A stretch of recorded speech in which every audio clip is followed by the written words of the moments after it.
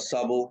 Once again, you're giving me an opportunity to speak to you this month. And today I'm going to talk on a topic which has not been discussed much in public media. I have a presentation to make.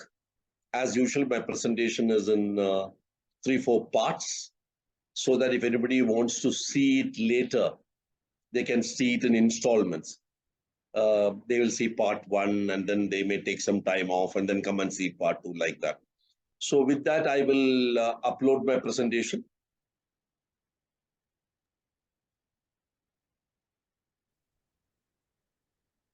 Are you able to see my presentation now? Yes, sir. Yes, sir. Okay. So we are going to discuss today India's nuclear power sector. That means how energy is produced, how electrical energy is produced from nuclear reactors. We are going to discuss that. What is happening in India? Of course, I have told you it is slow, but safe and steady. So we will elaborate on this as we go along. As usual, I give an initial slide, which is an introduction to the topic. So let me say, atomic research in the first half of the last century, at the 20th century, revealed that nuclear fission as well as nuclear fusion, both these processes can be conducted for peaceful purposes to meet our growing demands for energy. Because all along we have been associating, when we hear nuclear and we hear of nuclear bomb, which was dropped at the end of the Second World War or just before the end of the Second World War. But nuclear energy can also be used for peaceful purposes, as it was proved thereafter. So fission reactors became very popular in the last 65 years. I'm just taking something like from 1955, 57 onwards, it became very, very popular. And today, there are 430 fission reactors operating in 30 countries, including India, to provide 1/10 of the world's energy needs in a clean form. Please remember, there is no carbon emission or very limited carbon emission when you have a nuclear power plant. Unlike a coal thermal plant, which releases a lot of carbon. And today our major worry is carbon dioxide emission. So fission reactors are associated with clean energy, and 10% is coming from fission reactors. Fusion process, which is the other way of getting nuclear energy, continues to be in the lab. It has not come out of the lab into commercial viability sector. It remains as a process which has been verified in the lab. It has gone into prototype reactors, and there's a lot of efforts going on by USA and many France and many other countries joined together as an international collaboration to become, to generate one, to design, manufacture and operate a fusion reactor. But that has not happened. Some successes have taken place. I will talk about a little later. But today we have only fission reactors operating in the world. Everywhere in the world, it's only fission reactors which are taking place. But one important thing which you should remember, fission reactors require fissile material as fuel. And the most popular is natural uranium. That is uranium as available as an ore in the Earth's crust. So fission reactors require uranium, and India has very, very limited resource of uranium. So just remember this. Reactors require uranium, and India has got very poor stock. Naturally, we have very poor stock of uranium in our country. India's nuclear power sector, if you see the starting, was a 1 megawatt indigenous research reactor. And subsequently, it grew from 1 to 100, 100 to 200, 200 to 540. We reached up to 540 megawatt reactor made in the country, indigenously designed. And some places we are taking foreign help. But recently, we have gone up to 1,000 megawatts. 1,000 megawatts is 1 gigawatt. There are some electrical engineers here, they will understand better. 1,000 megawatts is 1 gigawatt. And with some foreign assistance, we have been able to set up reactors up to 1 gigawatt per reactor. India has also designed and manufactured a reactor for an Indian-built nuclear submarine. So in a nuclear submarine, the reactor drives the ship. In this case, submarine drives the submarine underwater. And that requires fuel as well. Uranium. It requires uranium. But there they use enriched uranium.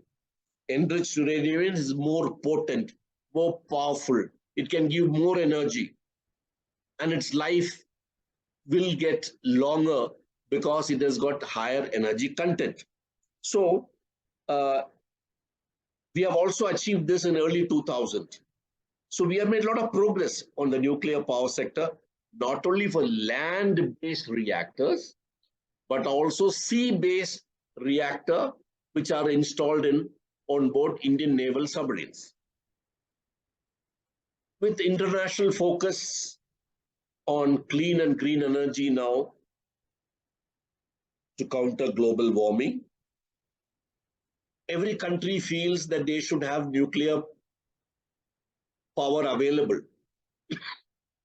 And towards this, to enable every country, big and small, to have reactors available for them, the present technological solution is go for small modular nuclear power plant.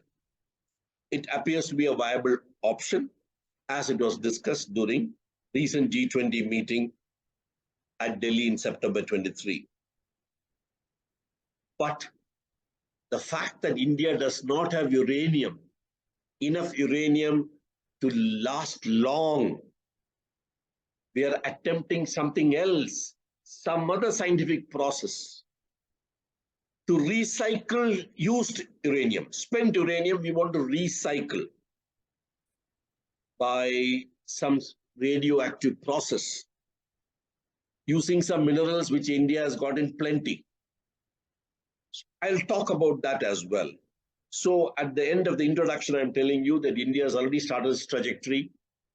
We have up to 1,000 megawatts reactor size. We started with 1 megawatt 50 years back. And we also got a nuclear submarine which has got our own reactor. And now we are wanting to go ahead, but a problem is there of availability of uranium. So I want to just clear a little bit of physics between fusion and fission. Please allow me to just go through 2 slides. It's a little bit of school physics. You must have learned during your school many years back, but let me go through it once. So in fission, there's an uranium atom. As you remember, uranium has got many neutrons and protons, etc., etc. So a heavy atom. So if you can hit this atom, collide this with a neutron, another high power neutron, if it can come and hit it, it'll break into 2 parts.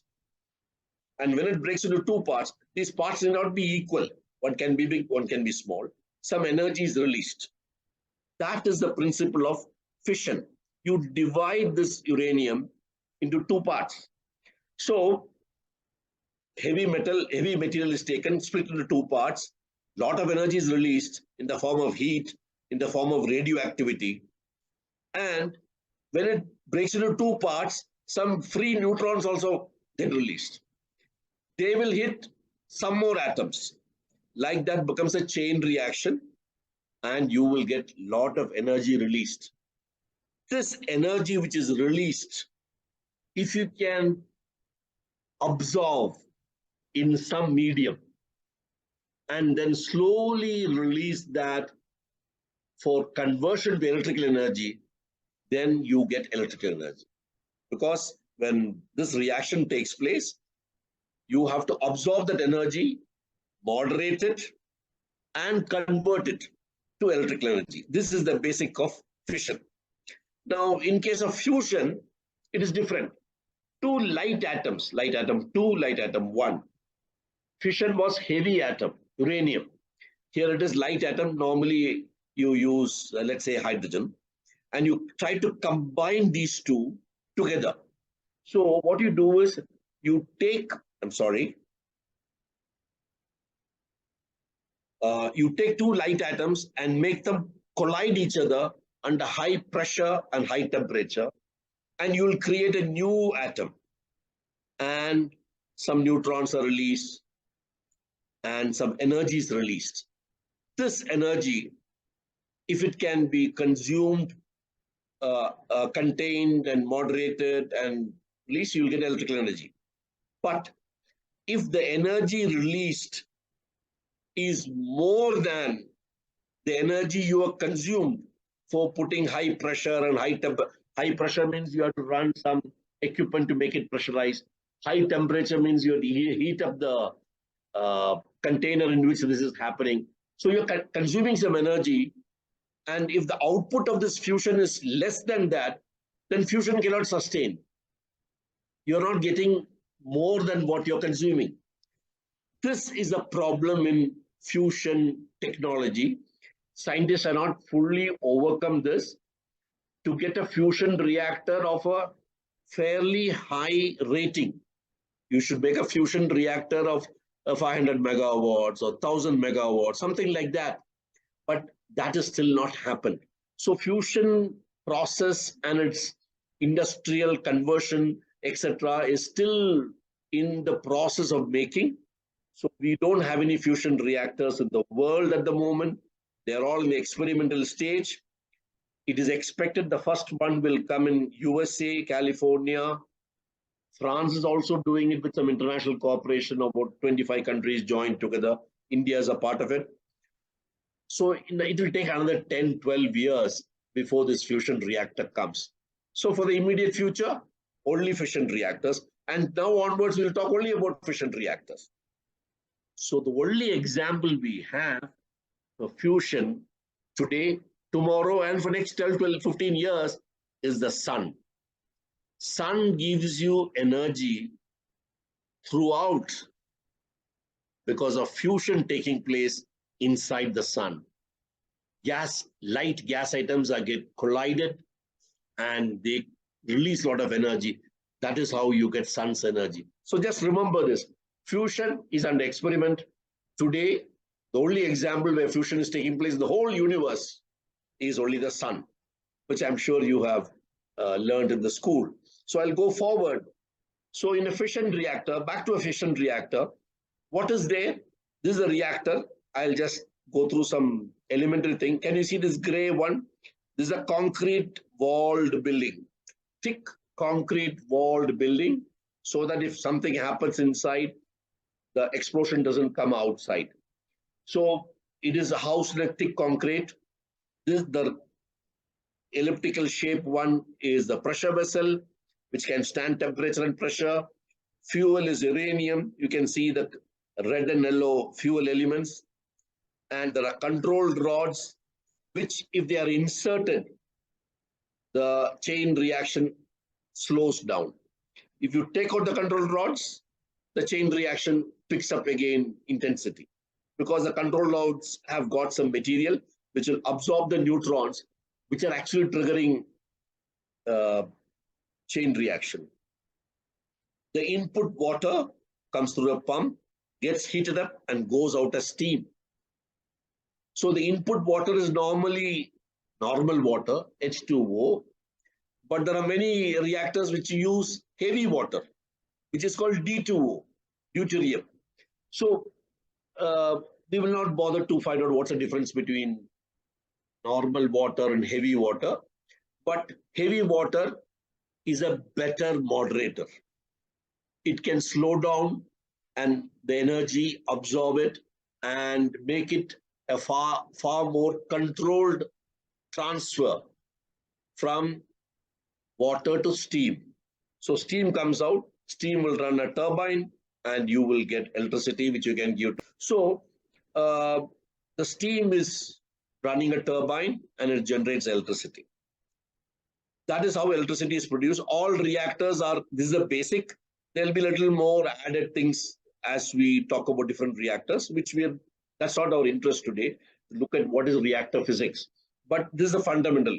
Water, uranium emits a lot of neutrons, they collide and chain reaction takes place and steam comes out.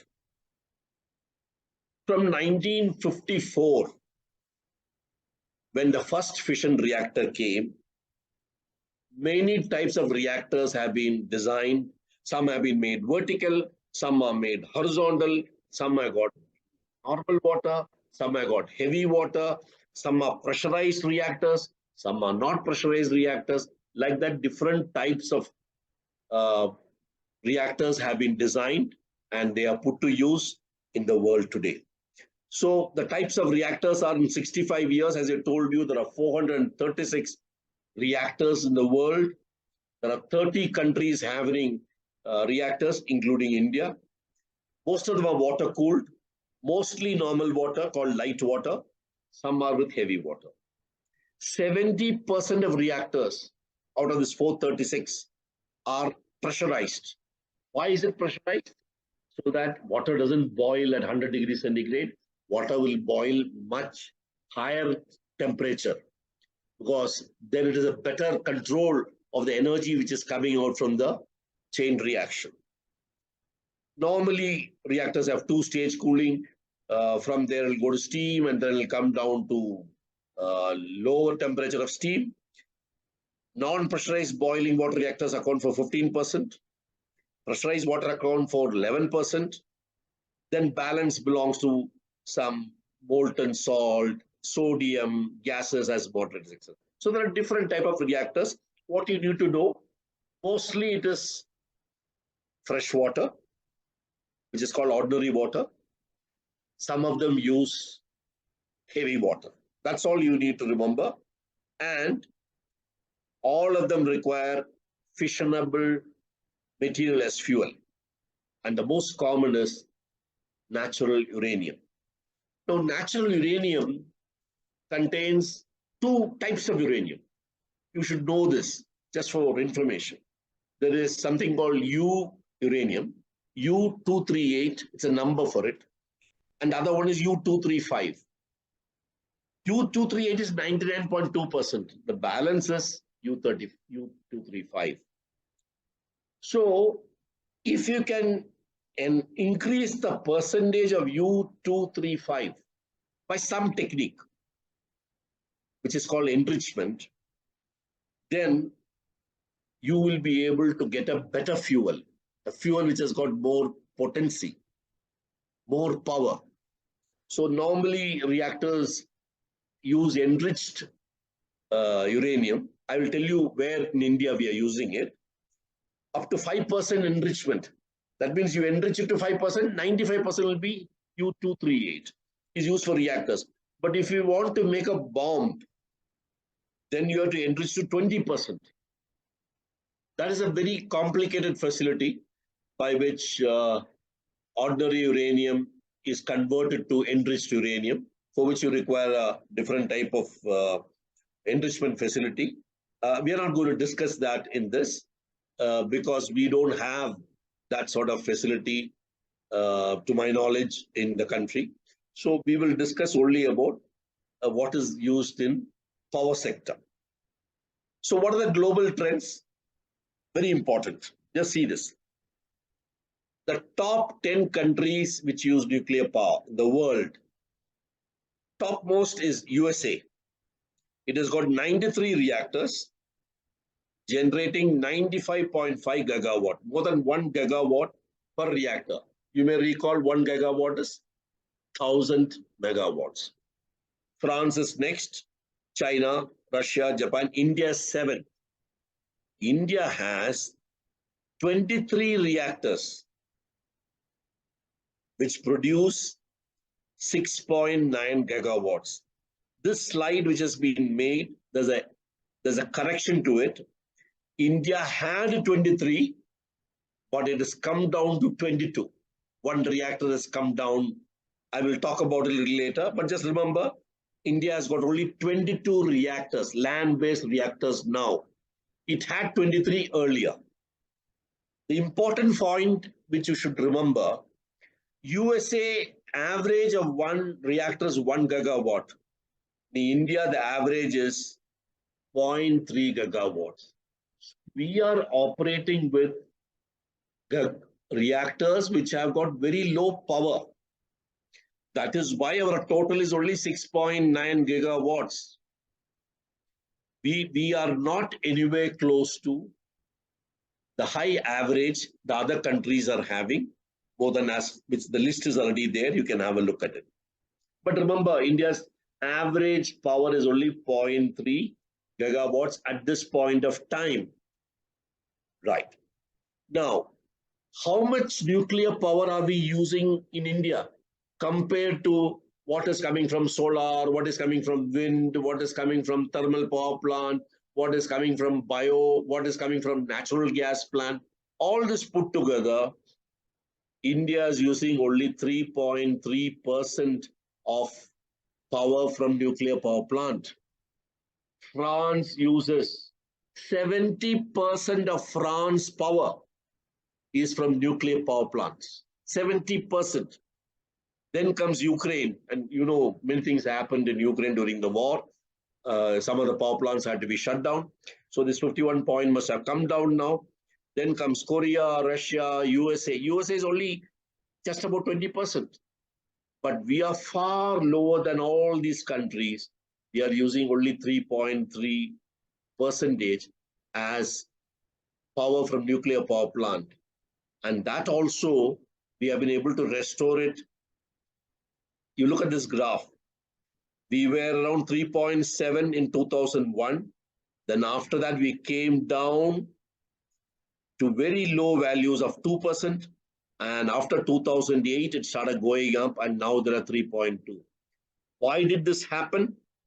Because after we did Pokhran 2 nuclear blast, international group called NSG, Nuclear Supplier Group, they stopped giving us uranium. Now you understand, if we don't get uranium from abroad, our nuclear power plants will have to shut down or will have to reduce their output. You see this graph. From 2002 onwards till 2011, we were under the ban, and the ban, which was lifted in 2008, by the time we started getting uranium, it was 2010. All those years, our nuclear share has come down to very low levels.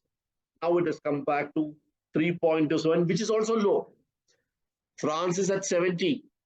So many other countries are above 20. And we are at 3.3. That means we are still depending on coal, natural gas.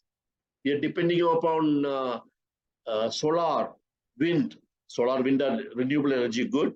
But coal is the major one.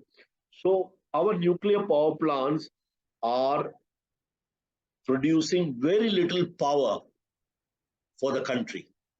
You may remember Kudankulam, you may remember Kalpakam, etc., or Tarapur. But the fact is, it is not enough to meet even 3% of India's requirement, 3.2% now, while the world average is 10%. Average 10% is being met by nuclear power. So we need to see how to get over this problem. We are dependent on uranium to come from abroad, from some other country have to export it to us. Then only we can nuclear plant can survive. Otherwise, what do we do? So let's go forward. Who's building new reactors now? Let us have a look at it. You remember 1986, we had the Chernobyl accident in then part of USSR, now a part of Ukraine. There was an accident, and after that, a lot of controls came on how to give safety higher regard in nuclear power plant. Then Fukushima accident in Japan in 2011, that happened after the earthquake. So there was a lot of worries about how safe the nuclear power plants have to be. So there have been different approaches by different countries. Should we build or not build? Should we forget about nuclear reactors or no? How to make them safe? These are all big questions. So after all that, now we find China is building 21 new reactors now. China has already got 50 plus now. He's building 21 more. So he'll become 70 plus in few years' time. And he's also making the world's first small modulator reactor, the capacity less than 300 megawatts. India is making 8 new reactors at this point of time. We are building 8 more, which will increase our capacity from 6.7 to 14.2. It will complete maybe in another 7-8 years' time from now onwards. And just for information, the biggest reactor which is being built is in UK, in a place called Somerset, which is 1.7 gigawatts power.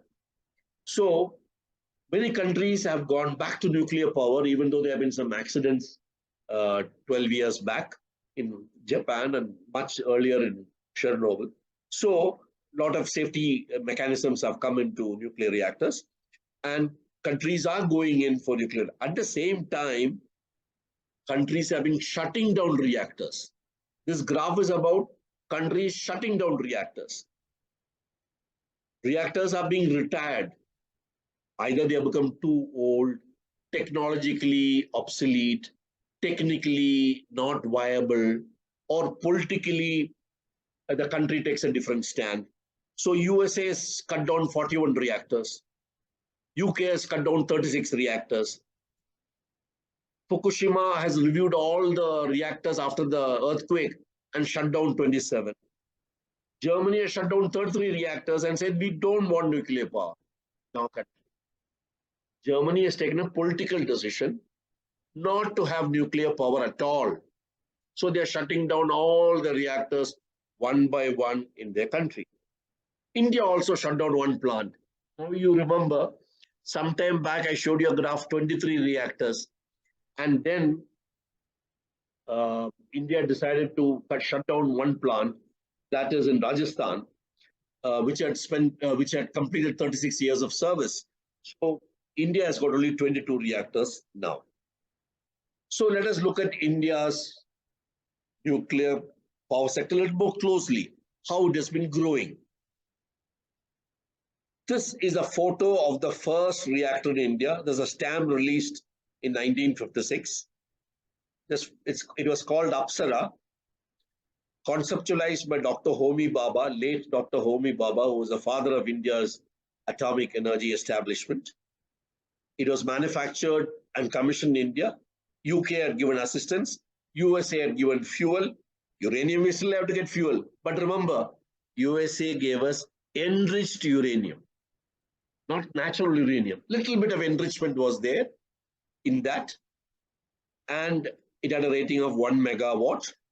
Apsara worked as a facility for training, experiments, and science education. It was shut down in 2010. And by when we had developed many reactors and many other training centers, The Apsara was recommissioned after 8 years to make radioisotopes for medical purposes.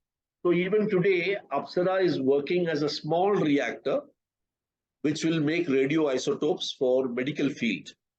So this is our first reactor in India. Very humble beginning, 1 megawatt we started. Simultaneously, the Department of Atomic Energy created an organization structure, which is given on the left. They constructed 2 more reactors for research called Cyrus and Zerlina. A well-created organization structure was made with safety and R&D and industrial facilities, etc.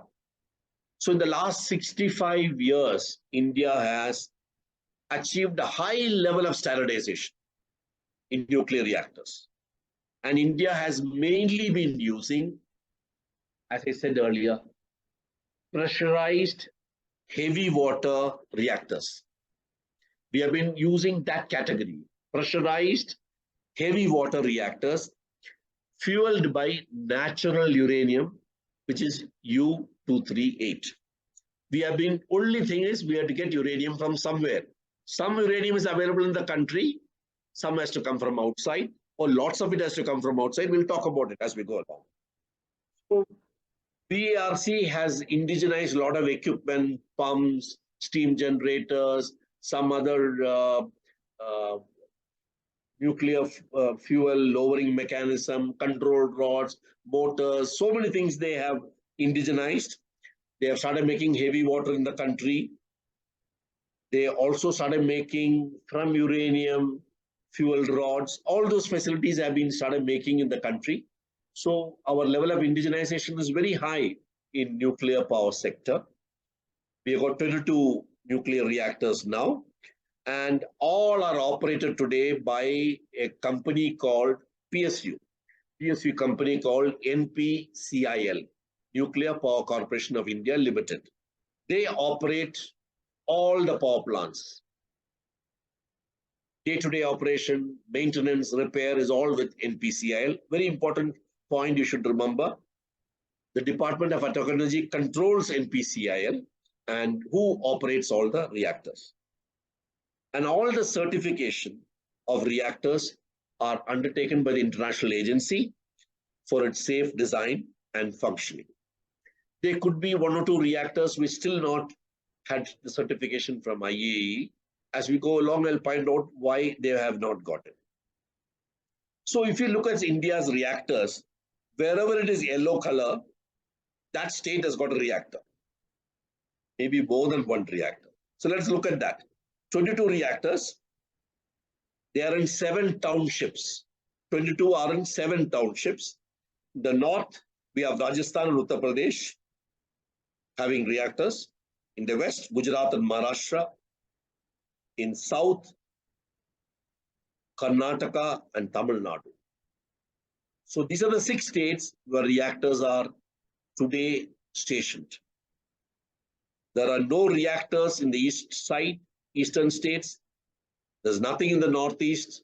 There's nothing in the island territories. There are no reactors as of now. It's only in the 6 states. They contribute 6.7 gigawatts, as I told you, while India's installed power capacity, that means thermal plants, plus solar, plus wind, plus biogas, something else, all put together is 410 gigawatts as of December 22, as of last year. And out of that 410 gigawatts power installed, nuclear plants are giving only 6.7. So it's less than 2% as of now, installed capacity. So there is a aspect of very low contribution from nuclear power. We have seen it is always around 3% which you are meeting. Now installed solar has come in a big way, wind has come in a big way. They have taken up the power sector so much higher that nuclear contribution has shrunk to less than 2%. So nuclear power is not growing fast. It's growing very, very slow. In fact, at this point, it is stagnating. We have two plants, just give the capacity, 160 megawatts, one of 200, 15 of 220, two of 540, and two of 1 gigawatt. Sometime back, I told you that we also have 1 gigawatt reactors. Both these, two of them are in Kudankulam. So Kudankulam reactors, which have been installed with the help of Russian assistance, they are of 1 gigawatt capacity, something which many other countries have in plenty. So we have also reached 1 gigawatts, but as you know, Kudankulam has come into power only in the last 7-8 years. Kudankulam 2 has also come now. So that is a good step forward. But all other reactors, which we have indigenously manufactured, designed and manufactured, some foreign assistance, are 540, 220, 200, 160, like that. Well, that is the way we are growing. That is the way we have reached up to 1,000 gigawatts. Now, DAE has got some very good operational highlights. The first reactor, Apsara, finished 54 years before retiring in 2010. As I told you, in 2018, it was recommissioned for radioisotopes of medical field. Tarapur atomic power plants have completed 50 years, and they're still working. 600 reactor years have been completed by NPCIL. That means if a reactor works for 1 year continuously without shutting down for maintenance, it's called 1 reactor year. NPCIL has completed 600 reactor years in the last so many years since its setting up.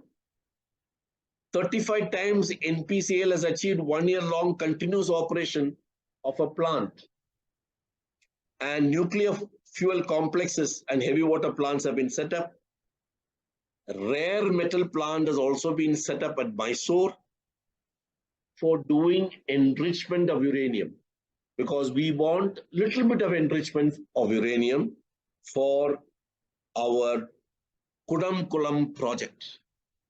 Kudankulam project works on enriched uranium, that is U-235 and not U-38. So we are producing it ourselves in Mysore.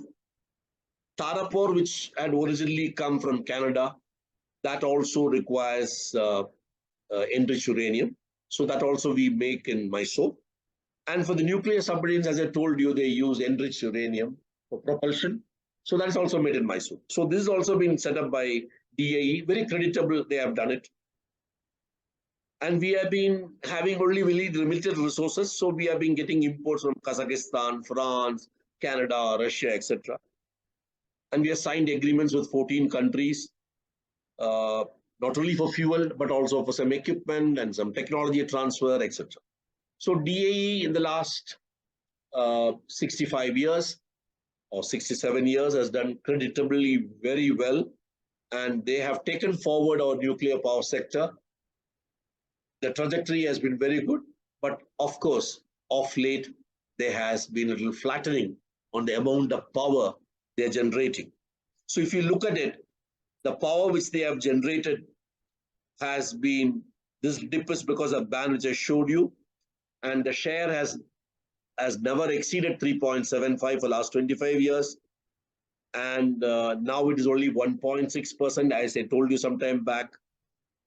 And this is primarily, this dip has been because of fuel ban. And Ministry of Power wants nuclear power to have increased by 2022 to 8.2. That has not happened.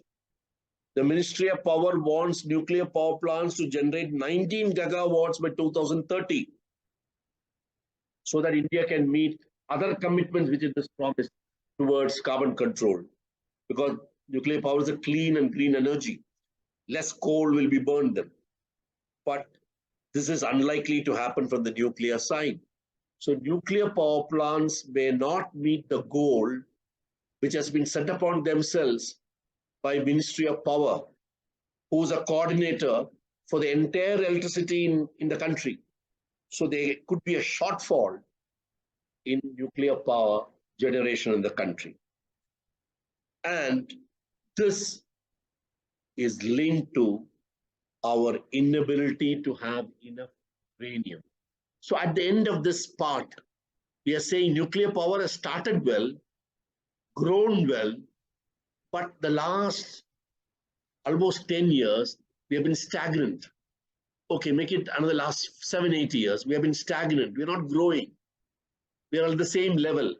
And we are not going forward because we are not getting enough fuel, which is uranium. We are depending on export, which we don't want. We want to have another solution. That is what we are going to see now. So what are the challenges faced by nuclear power sector? There are 3 challenges. 1, 2, 3. Let me take the first challenge.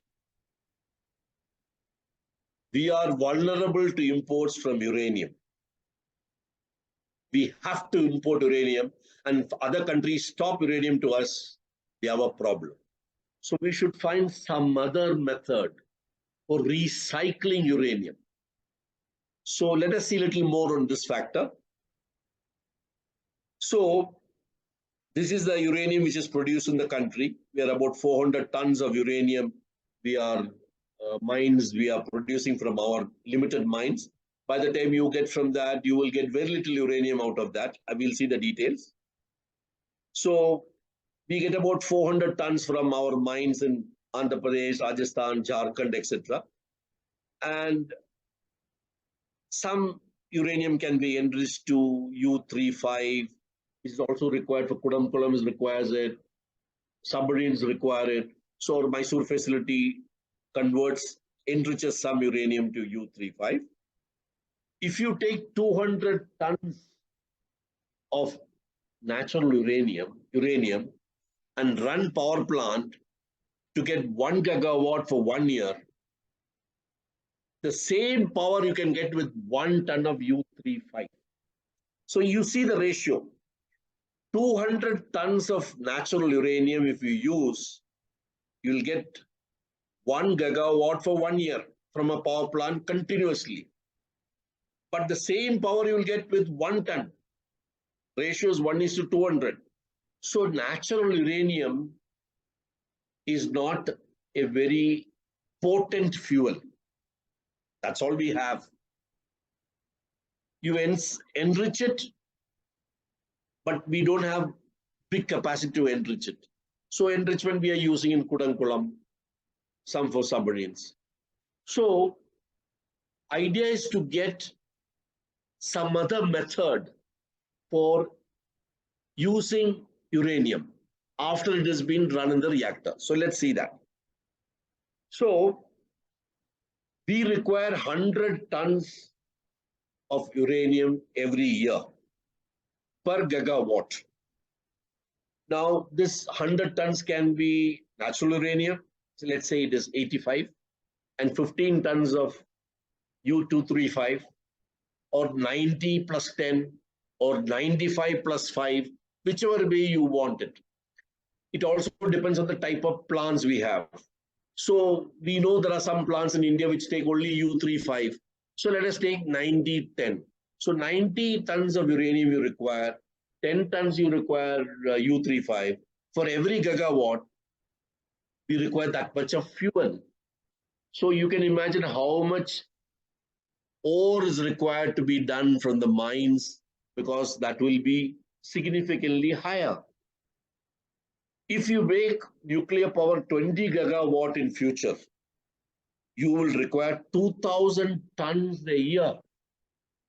2,000 tons of uranium and U35 in some combination. Earlier we said 90-10. Now it will become 20 times more. So 1,800 and 200. This will be required for 20 gigawatts. So we have a problem. We are not able to enrich enough. We don't have uranium enough. We have to import. So how do we are not able to go forward on nuclear power sector as fast as we want. It is slow. It is not growing. So our reserves of uranium is only 75,000 tons. in Andhra Pradesh plus Rajasthan plus Jharkhand mines all put together will give you only 75,000 tons. And if you take 75,000 tons and you look at our requirement of 2,000 tons a year for 20 gigawatts, either we can have 50 gigawatts for 15 years or 25 gigawatts for 30 years. You multiply both this, it'll come to 75. So we have a problem that we are not able to go full hog on this for some reason. I told you that every gigawatt requires 100 tons. So if you got 50 gigawatts, 50 into 100, 5,000, and you want to run for 15 years, 5,000 into 15, 75,000. Uranium finished. Or don't go for 50 gigawatts, go for 25 gigawatts, then you can run for 30 years. Or go to 15 gigawatts, then you can run for some 40 years. So something like that, you have to work out. How do we give the fuel to nuclear power sector? It's a very serious issue which needs to be addressed. And we can import. Today people are giving, but tomorrow it may not happen. Somebody will say, sorry, we're not giving you.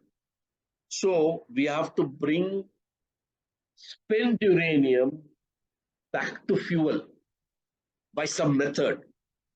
So I told you challenge number one is we are vulnerable to import. So let us see challenge number two. We have to recycle uranium by some radioactive process and use what is available in India. Thorium is available in plenty in India. 25% of world's reserves are in India. We have only 1% of uranium of the world, but 25% of thorium is available. So if we can use thorium in some method to recycle uranium, that means spent uranium or used fuel, put through some process and bring it back to life. Is it possible? So I'm going to show a process which the DAE is progressing, and this will be slightly complicated, but just understand we are trying to recycle spent uranium into live uranium so that we can use it again and again and again and again we use, so we don't have to import. So this has got three stages. First thing is we are going for a three-stage cycle with thorium of 25%, which we have. The first stage is what is happening today. That is pressurized heavy water uranium reactors. That is the first stage. So that gives you output spent uranium. It is also called plutonium. So that you take to stage two. So let me show you that. So spent uranium, which is there in reactor, is used and it gives you power like it is giving now. And it has got an output which is plutonium. Now I'll show you, this will go to stage two. When it goes to stage two, this plutonium you put in a blanket, like a blanket, around which thorium is put. And then the moderator is something else. And then you run a reactor, another reactor called stage two reactor, which this is a stage two reactor, which will take thorium and used uranium and plutonium and give you power. But in addition, it will give another output, which will go to stage three. So in stage three, it is another type of reactor, which will use again thorium and give you fissile material, which can be reused. So what will happen is you use thorium to get our spent fuel is used, and we are using thorium. So what you need to understand, a little complicated process, This was conceptualized by Dr. Homi Bhabha in 1960s, and I will tell you where we are now. So this was conceptualized by him. We are using our thorium and used uranium to run reactors in stage 2 and stage 3 and produce power. And whatever little bit uranium you have in the country, you run in stage 1. So stage 1 with little uranium we have, that spent fuel is given to 2 and 3, where thorium is used, some complicated process happens, and you get power. So at the end of it, you have got nuclear power with available thorium, which is in plenty, and scant resources of thorium, which we have in the country. But we require large number of reactors of stage 2 and stage 3 to make this happen. But India's stage 2 and stage 3 have not become operational. Stage 2, they have been trying for last 13 years almost, but it has not become ready. It has not become functional. There have been some technological problem, some technical problem, and this, unless this happens, we will continue to import uranium. So the delay in converting spent fuel with the help of thorium has not been successful. Delay has cost our nuclear process, nuclear power sector to slow down and not enable it to contribute to India's overall power sector. But still, we are making some more reactors, as I told you some time back. We have got 22 plants. We are going to build some more plants for additional 8.9 gigawatts. My appreciation is it will be by 2032. When both these put together, we'll have 33 plants. We'll get 15.6, which would be lower than what Ministry of Power wants. There are 24 more plants in different places as shown in the map. With the help of France, we are setting up something in Maharashtra, then Madhya Pradesh, Andhra Pradesh, and Uttar Pradesh. But finally, we may come only to 26.1. Niti Aayog says in 2047, when we become 100 years independent, we need 42 gigawatts of nuclear power. We should have.